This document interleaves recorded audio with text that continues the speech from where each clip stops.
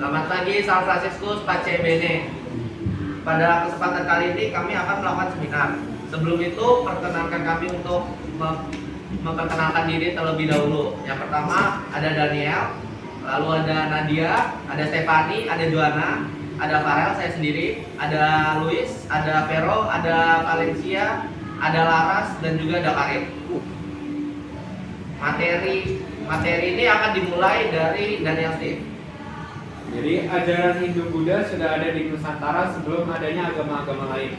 Hindu dan Buddha menjadi agama resmi beberapa kerajaan terbesar Nusantara.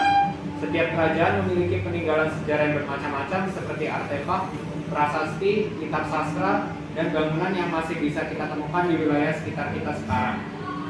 Peninggalan bersejarah di Indonesia keberadaannya harus dilestarikan sebab generasi penerus bangsa perlu bertanggung jawab untuk merawat dan menjaga peninggalan bersejarah di Indonesia. Hal ini dikarenakan peninggalan-peninggalan ini mempunyai berbagai manfaat yang diantaranya yaitu satu, menambah kekayaan dan kekasanan budaya bangsa, kemudian menambah pendapatan negara melalui kegiatan wisata. Sebagai bukti nyata peristiwa sejarah yang dapat diamati zaman sekarang, dapat menambah wawasan dan pengetahuan, sangat membantu dalam bidang pendidikan dan ilmu pengetahuan, dapat mempertebal rasa kebangsaan, dan yang terakhir adalah dapat memperkokoh rasa persatuan. Tetapi walaupun begitu, beberapa peninggalan dari kerajaan Hindu-Buddha mulai terbengkalai dan kurang diperhatikan. Candi-candi megah tersebut bisa runtuh dan terbengkalai karena berbagai alasan, mulai dari bencana alam, perpindahan kekuasaan, hingga perang. Karena terlalu lama ditinggalkan, akhirnya terlupakan dan ditemukan kembali dalam keadaan runtuh dan terbengkalai. Setelah itu kami akan membahas mengenai prasasti batu tulis Desa Wangkal. Apakah ada yang tahu mengenai prasasti batu tulis Desa Wangkal? Baik, di sini saya akan menjelaskan tentang apa itu prasasti batu tulis. Prasasti batu tulis ini berada di dusun kerajaan Desa Wangkal, Kecamatan Gading. Keberadaan prasasti batu tulis ini lama dikenal warga sekitar sejak zaman Raja Majapahit. Ceritanya tetap lestari hingga sekarang. Bahkan masih banyak masyarakat tempat atau pemerhati sejarah berupaya mengungkapkan sejarah batu tulis itu dengan mencari bukti dan referensi pendukung lainnya. Situs batu tulis Wangkal itu sebenarnya adalah prasasti Somenek, tulisannya terbaca Sepat loro kakak telung, tunggal artinya tiga kekuatan menjadi satu laga. Lihat pada batuan besi sekitar tahun 1217 kakak. Dan mengapa batu tulis ini perlu dilestarikan?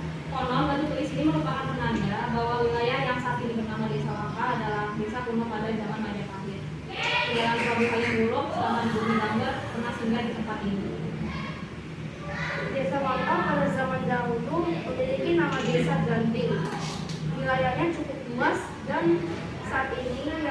saat ini terpecah meliputi 4 desa, yaitu Desa Wangkal, Lumbung Saren, Kertosono, dan Gading Gatan. Desa Ganting memiliki tanah yang cukup subur. Berbagai jenis komoditas pertanian dan perkebunan tumbuh dengan baik. Tak heran jika pada zaman Kerajaan Majapahit, wilayah ini menjadi salah satu lumbung pangan. Keberadaan prasasti batu tulis sejatinya menjadi daya tarik bagi Desa Wangkal di Kecamatan Gading. Sayangnya, prasasti itu terkesan diabaikan dan terbengkalai. Penyebab terbengkalainya prasasti ini karena tidak ada perawatan khusus atau upaya untuk mengamankan benda bersejarah ini. Bahkan, lokasinya tetap berada di pemata sawah. Prasasti batu tulis ini nyaris tidak dapat ditemukan, sebab tertutup lumpur dan semua berluka. Untuk memastikan batu yang berada di pemata sawah tersebut adalah prasasti batu tulis, terlebih dahulu semut belukar dan lumpur yang menutupi harus dibersihkan. Baru kemudian tulisan pada permukaan batu terlihat. Prasasti ini terbengkalai juga karena letaknya yang berada di sawah milik warga, di mana warga tersebut tidak peduli dengan kelestariannya. Karena letaknya di sawah warga, pihak perangkat desa hanya dapat mengawasi. Sementara untuk pemeliharaan menjadi kewenangan pemilik sawah. Pelestarian peninggalan Hindu-Buddha dapat dilakukan dengan beberapa cara, antara lain: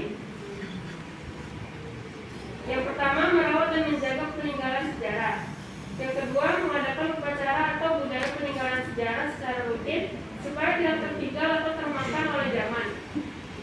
Yang ketiga, menjadikan benda atau kegiatan peninggalan sejarah sebagai ikon di suatu daerah. Keempat, mendirikan suatu organisasi yang dapat mencintai dan menjaga peninggalan sejarah. Yang kelima, mengajarkan tentang seni dan peninggalan sejarah kepada generasi muda. Yang keenam, mengadakan perlombaan dengan tema mengenai peninggalan sejarah. Yang terakhir, mengajak generasi muda untuk mengunjungi tempat-tempat peninggalan sejarah. Itulah materi dari kami. Apakah ada pertanyaan? Kalau tidak ada pertanyaan, saya akan menyimpulkan materi kita hari ini. Karena beberapa situs sejarah peninggalan agama Hindu dan Buddha banyak yang belum lengkap ditemukan, jadi hanya setengah atau seperempat dari perkiraannya. Sehingga kendala itulah yang menyebabkan kesan terbengkalai. Jadi kita sebagai masyarakat dan pemerintah diharapkan untuk bisa menjaga, merawat, dan melestarikan situs peninggalan sejarah agar generasi penerus bangsa dapat mengetahui bukti nyata peristiwa sejarah yang dapat diamati di zaman sekarang. Sekian seminar dari kami. Terima kasih. Salam Fransiskus, Pak CBN.